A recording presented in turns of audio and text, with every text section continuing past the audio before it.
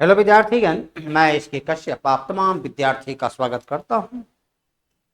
चलिए आइए आज पृष्ठ नंबर 17 का हम लोग पूरी विश्लेषणात्मक तरीके से देखें कि प्रश्न और उससे संबंधित उत्तर क्या होगा और आपने क्या दिया है, कहां पर आपने गलती किया। तो अपने आप को ये एक टेस्ट एक प्रकार का सुधारात्मक प्रक्रिया है कि अपने को सुधारिए, जहां गलती है उस गलती को दूर करने के लिए सरल और तार्किक माध्यम को अपनाइए। संसद का संयुक्त अधिवेशन की अध्यक्षता कौन करता है? अनुच्छेद 108 कहता है कि राष्ट्रपति संसद का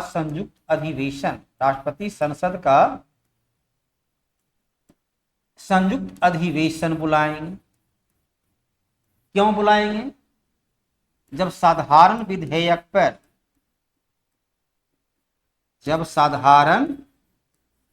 विधेयक पर दोनों सदनों में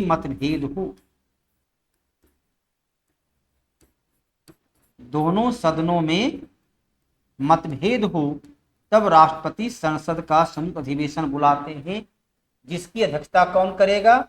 अनुच्छेद 118 के आधार पर लोकसभा अध्यक्ष करेगा।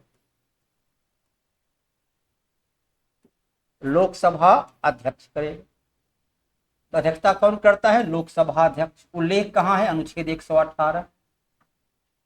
संसद का संयुक्त अधिवेशन होता किस पर है? अनुच्छेद 108 के आधार पर। बुलाते कौन है? तो बुलाने का काम करेंगे कौन? राष्ट्रपति। किसे प्रतिनिधि सभा कहते हैं?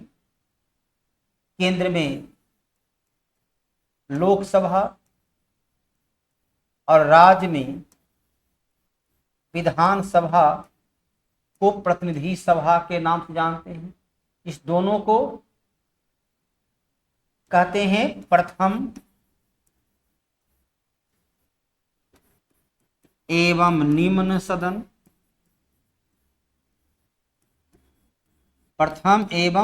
सदन। लोकप्रिय सदन।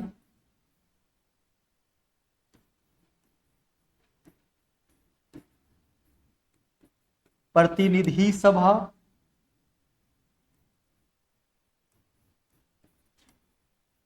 जनता का सदन। ये सभी एक ही को, लोकसभा को ही प्रतिनिधि सभा कहते हैं, लोकसभा को ही जनता का सदन कहते हैं, लोकसभा को ही शक्तिशाली सदन कहते हैं। इसके सदस्य को जनता प्रत्यक्ष रूप से गुप्त मतदान के द्वारा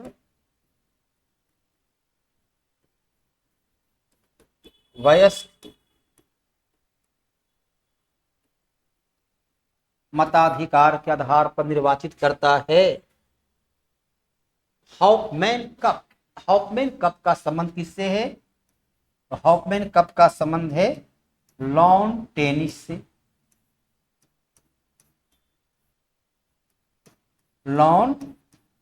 से। यह हॉफमैन कप का संबंध है। टेनिस से ही डेविस कप,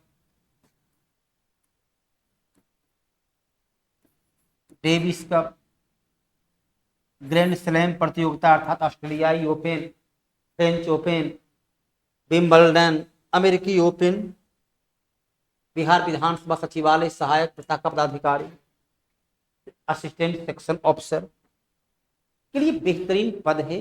और आपको उस पद की जो भी इसमें फॉर्म भरे हैं उन्हें इसकी तैयारी के लिए मुकम्मल टेस्ट की आवश्यकता होती है, ताकि वो अपने आप को परिमार्जित कर सकें। उसके लिए पूरी सिस्टमेटिक ऑथेंटिक रूप से तैयारी कराने के लिए उचित मंच है आपका राजधानी कोचिंग, जहां मंडे, वेडनेसडे और फ्राइडे को टेस्ट होती है। मात्र 300 रुपया में 10 टेस्ट की सुविधा है। बिहार की पहली महिला उप मुख्यमंत्री कौन थी? श्रीमती रेणु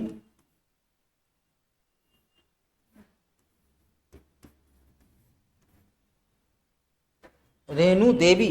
कहना चाहिए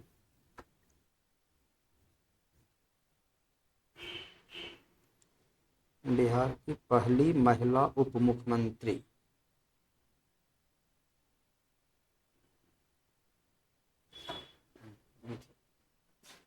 जो बीजेपी की थी, रेणु देवी जो है बिहार की पहली महिला उप मुख्यमंत्री। और पहली महिला मुख्यमंत्री रही वो थी राबड़ी देवी। राष्ट्रीय मखाना बोर्ड इसी वर्ष 2024-2025 में केंद्रीय बजट में इसकी व्यवस्था की गई है। केंद्रीय बजट में कहा गया है कि राष्ट्रीय मखाना बोर्ड की स्थापना बिहार में किया जाएगा। शायद बिहार के दरभंगा में मखाना बोर्ड की स्थापना किया जाना है, क्योंकि बिहार का मखाना को जीआई टैग भी प्राप्त हो चुका है। मखाना एक पौष्टिक जल में, शांत जल में उत्पादन करने वाला, विशेषकर उत्तर भारत बिहार में ये बड़े पैमाने पर मखाना की खेती की जाती है। 2,4-D खरपतवार नाशक।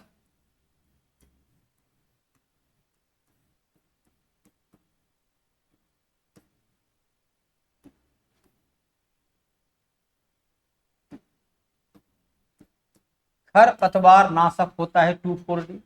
इसे गेहूं में, जो गेहूं की तरह ही नए घास उगाते हैं, उससे समाप्त करने के, उस पर नियंत्रण के लिए, या मक्का के खेत में, सरसों के खेत में जो चौड़े पत्ते वाले घास हैं, उसको निदान के लिए 2,4-D का प्रयोग किया जाता है। किसान का मित्र है, यह किसानों को खेती के लिए काफी उपयोगी सिद्ध होता है। रानी रामपाल हॉकी की खिलाड़ी है, भारत की सबसे बेहतरीन खिलाड़ी में एक रही हैं, और ये फिलहाल संन्यास ले चुकी हैं। भारतीय महिला हॉकी टीम के कप्तान के पद पर भी रानी रामपाल काम कर चुकी है। कितने राज्य की तटीय सीमा है? भारत की 9 राज्य की तटीय सीमा है। सबसे ऊपर में जो है वह है पश्चिम बंगाल, उसके बाद उड़ीसा, उसके बाद आंध्र प्रदेश, उसके बाद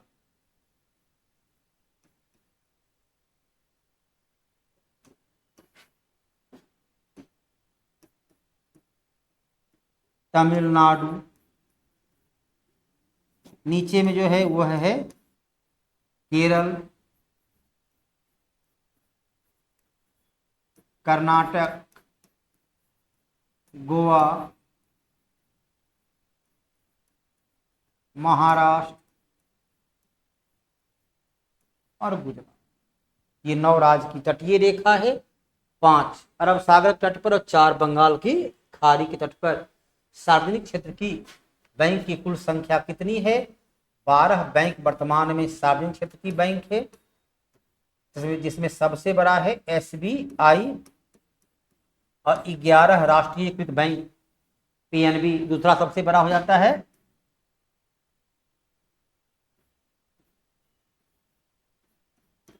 PNB तीसरा बैंक बड़ा हो जाता है बैंक ऑफ बड़ौदा।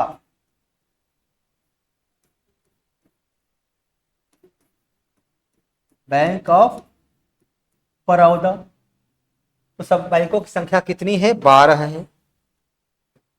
बिहार शरीफ में किस सूफी संत का मकबरा है?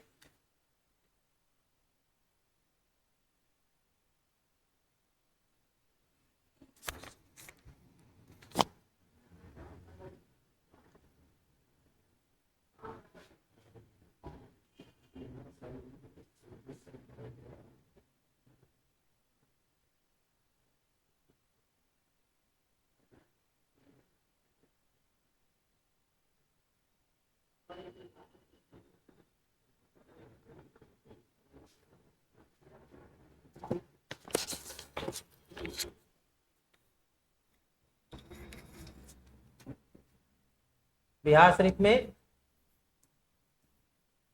मखदूम शाह का मकबरा है। इसे बड़ी दरगाह के नाम से जाना जाता है। ये फिरदौसी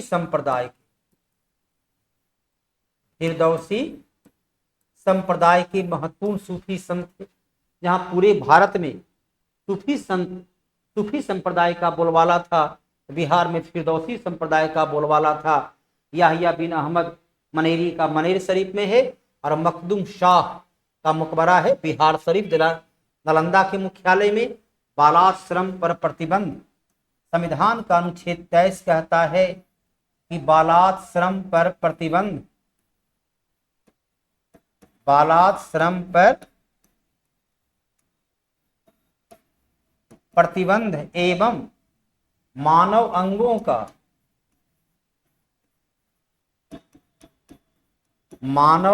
का अनैतिक व्यापार पर प्रतिबंध, मानव अंगों का अनैतिक व्यापार पर प्रतिबंध, ये दोनों का प्रयोग किया गया अनुच्छेद 23 में, जो कि बालात श्रम पर प्रतिबंध से लेकर शोषण के विरुद्ध अधिकार के दायरे में आता है। बाल श्रम पर प्रतिबंध है, इसमें किसी से जबरन उसकी इच्छा के विपरीत आप काम पर नहीं लगा सकते हैं। किस क्रिकेटर को लिटिल मास्टर के नाम से सुनील गावस्कर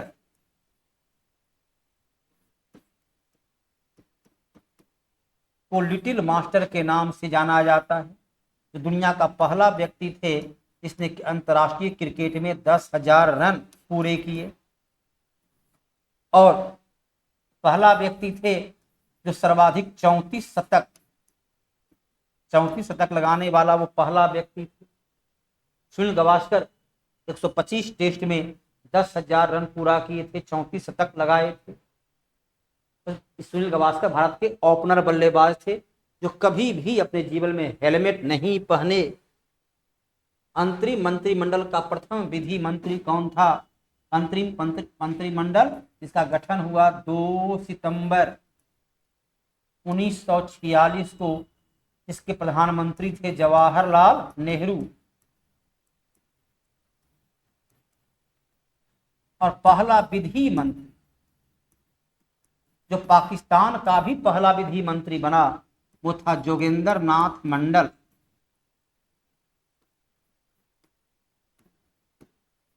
जोगेंद्र नाथ मंडल जो पाकिस्तान का भी पहला विधि मंत्री बना और अंतरिम मंत्रिमंडल में भारत का भी पहला विधि मंत्री था। तो स्वतंत्र भारत के पहला विधि मंत्री बने डॉक्टर भीमराव अंबेडकर। ये स्वतंत्र भारत के पहला विधि मंत्री के तौर पर काम किए। बिहार विधानसभा सचिवालय सहायक शाखा पदाधिकारी, परीक्षा संभावित थी मार्च के अंतिम सप्ताह। ये क्या लिखे हुए हैं?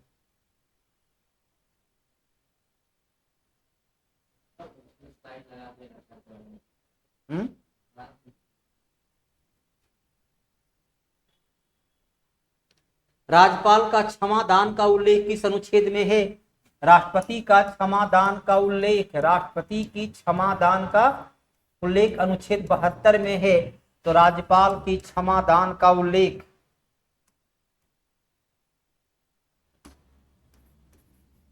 राज्यपाल के क्षमादान का उल्लेख है अनुच्छेद 161 में। कहता अनुच्छेद 161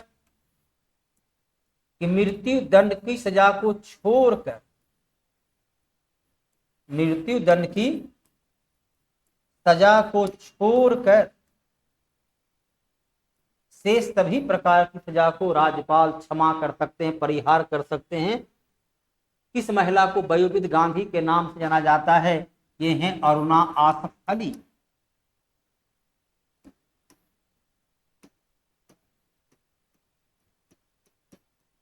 अरुणा आसफ अली को इन्होंने ही 1942 भारत छोड़ो आंदोलन के दौरान बंबई के ग्वालियर टैंक मैदान में झंडोत्तोलन किए थे सभा में, और भूमिगत रहकर आंदोलन का सफल नेतृत्व की थी। यह आंदोलन काफी हिंसक रहा।